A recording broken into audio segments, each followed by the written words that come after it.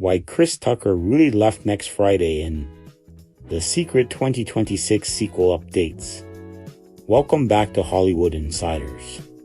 Today, we're stepping into Rancho Cucamonga to revisit the 2000 hit Next Friday. In this spotlight, we break down the Chris Tucker mystery, why the star turned down a reported $10 million to return as Smokey, production secrets, how Ice Cube launched his production. He said it was for religious reasons. He continued, he didn't want to smoke on camera. Although Ice Cube recognized Tucker's impact on Friday, he admitted that he's content with how everything ultimately worked out. But I'm glad he didn't do it because we wouldn't have Mike, he said. Mike, to me, is funnier. The turn of events worked out in both comedians' favor. While Epps had his breakout movie role, Tucker starred in Rush Hour 2, which was released a year Friday and grossed over $300 million worldwide.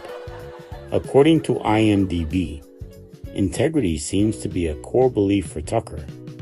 He recalled once stepping away from Hollywood, despite being the highest paid actor at the time because he wanted to focus on providing humanitarian aid. Since its release in 1995, Friday has proven to be a cult classic. Shortly after the film's release, one-liners and jokes from the unexpected hit were a regular occurrence in adolescent conversation.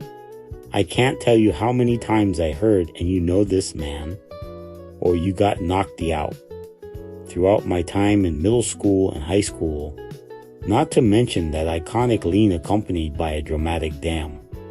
If you know anyone in their 30s or 40s, mention these quotes to them and watch the magic happen. Chances are, your friend will repeat the line back to you in the excited, high-pitched tone of Chris Tucker. If they don't, you might want to rethink your choice of friends. We have Chris Tucker, an unknown stand-up comic before this role, to blame for permanently searing these quotes into the brains of 90s kids. His trademark voice, mixed with the energy of a toddler stuck inside all day, makes the character unforgettable. It's almost impossible for any Friday fan to imagine anyone else in the role. But the New York Times revealed that Tucker had some heavy-hitting competition. Chris Rock and Tommy Davidson, both popular, recognizable comedians at the time, wanted the role and were the obvious choice over an unknown comedian. But Tucker was the right man for the job, and he proved it.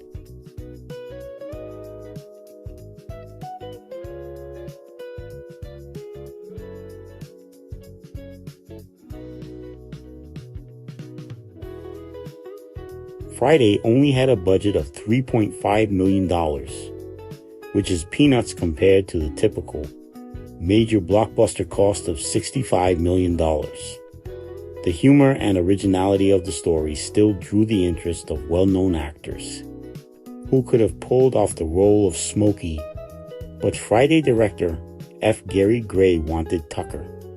According to the New York Times, Gray fought for Mr. Tucker over actors who were better known at the time. He believed Tucker had the necessary spark to set the role on fire, an innate star quality, and it seems time has proven him right.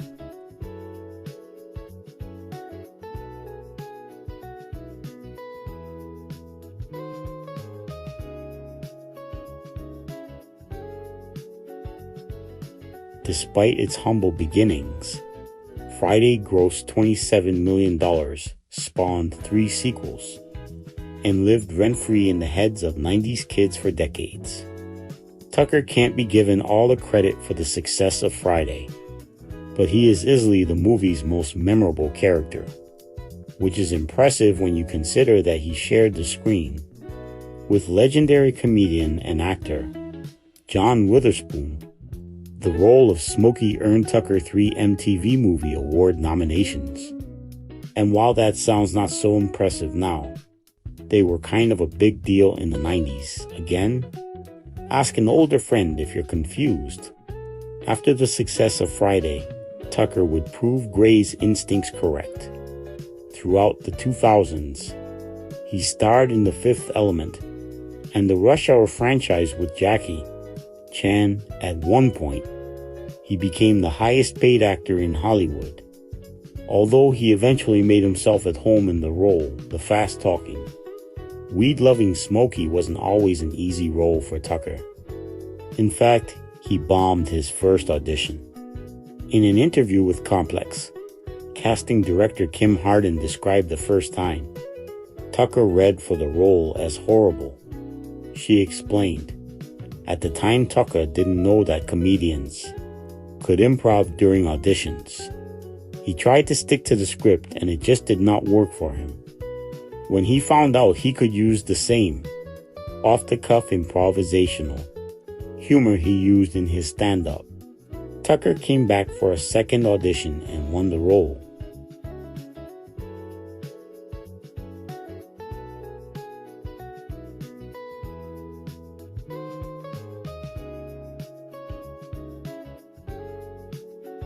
In Gray's New York Times interview, the director said that Tucker's audition was just okay. It wasn't great, but his ability to improvise was unmatched. The movie's tight budget meant the film had to be completed quickly, so the production only lasted 20 days. But Gray used each and every one of them to his advantage. He believed in Tucker's improv abilities, and whenever he could afford extra shots, he allowed Tucker to take the character wherever he wanted. Saying he was brilliant, those instincts paid off, and Friday continues to be one of the best comedies of the 90s. The 90s were a landmark decade for comedy films. The growth of independent filmmaking allowed unique, comedic voices to reach mainstream audiences. Saturday Night Live generated a new batch of comedy stars, many of whom made successful screen debuts during the decade and are still active today. The old guard was still around too, creating characters with more depth and nuance than any parts they played during the 80s.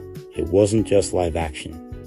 Either, for the first time, a DULT animated show successfully made the transition to the big screen.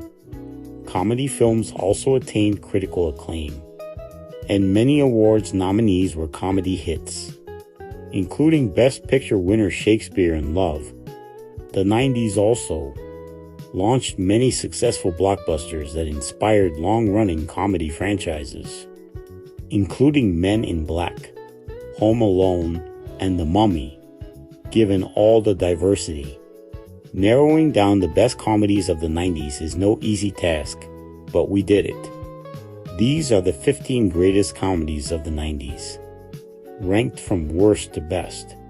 While the premise of characters stuck in a fictional sitcom was recently explored in WandaVision, the concept was previously utilized in the delightful 1998 comedy Pleasantville. Bickering siblings David Tobey Maguire and Jennifer Reese Witherspoon are magically transported inside a 50s family sitcom. Even before they arrive, David is obsessed with the show, only to discover that it's not quite as perfect as he imagined. Jennifer is more skeptical, but finds that the simpler, older times give her newfound freedom.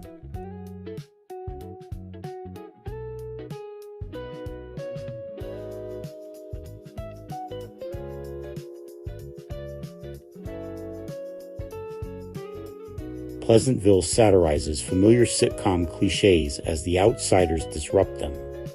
David teaches his simple-minded co-worker, Bill Jeff Daniels, to break tradition and express himself through art. Jennifer inspires high school students to become more intimate in their relationships. Pleasantville explores the damages caused by restrictive authority. The town leaders demonize David and Jennifer for bringing color into the black and white world, sparking book burnings and riots. But it's too late. For better or worse, Pleasantville is irrevocably changed.